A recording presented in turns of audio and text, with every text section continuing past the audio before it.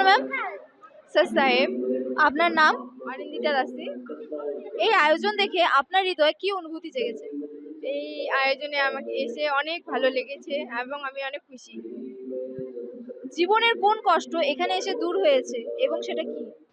Mainly তো আমি এটাই বলতে চাই, জীবনে সবচেয়ে বড় কষ্ট ছিল আমাদের জন্ম মৃত্যু, এবং আমরা জন্ম নেই এবং মৃত্যুর পরে আমাদের 84 লক্ষ যোনিতে যেতে হয়। এটা সবচেয়ে বড় দুঃখ আমাদের জন্য, সেটাই, আর কিছু না। এখানে এসে কি ঈশ্বরের প্রতি ভক্তি আরো গভীর হয়েছে? হ্যাঁ, হয়েছে।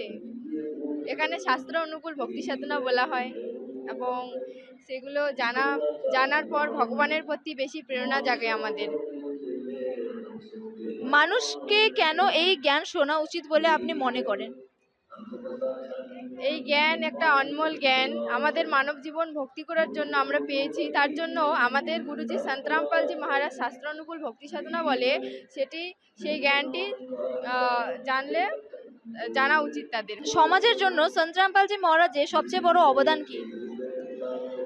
সন্তরামপালজি মহারাজের সবচেয়ে বড় অবদান হলো যে গরিবদের অন্নপূর্ণা মুহিম দিচ্ছেন এবং সমাজ থেকে কুসংস্কার দূর করা।